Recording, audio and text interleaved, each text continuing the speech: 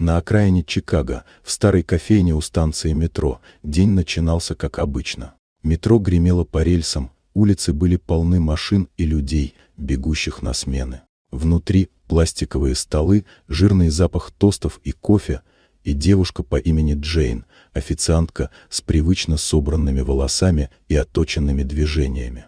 Она была здесь с рассвета. Не улыбалась не потому что груба, а потому что устала.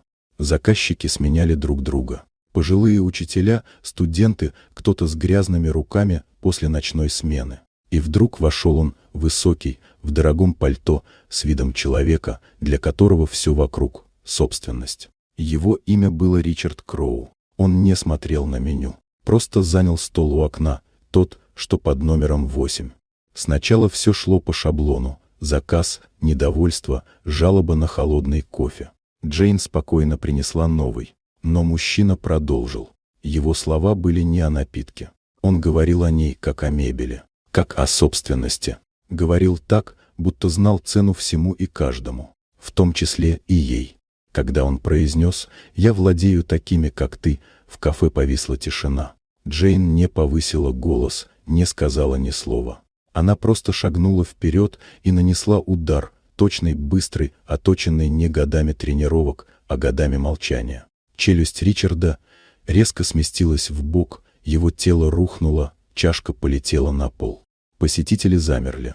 Кто-то уже снимал, кто-то встал, а Джейн стояла, ровная и спокойная. Это был не протест, это был предел.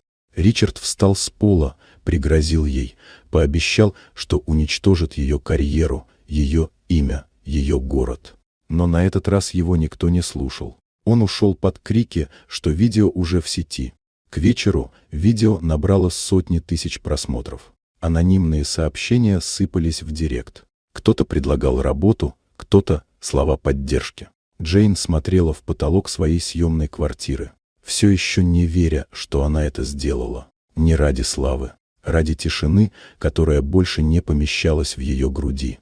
Через 2 дня она получила звонок. Женщина представилась как Ванесса Грей, теперь уже новая глава корпорации, которой раньше управлял Ричард. Она позвала Джейн в центр Чикаго. Не на допрос, на встречу. В офисе, среди стеклянных стен и кофе с автоматов, Ванесса сделала ей предложение стать голосом тех, кто всегда был невидим. Создать внутри компании отдел, отвечающий за равенство и поддержку сотрудников. Не для галочки, для дела.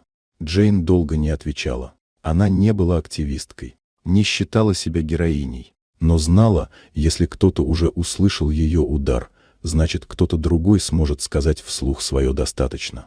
Она согласилась. Теперь каждое утро она приходила в офис на 31-м этаже, без униформы, без ярлыков. Просто как Джейн Кертис, директор по вопросам равенства.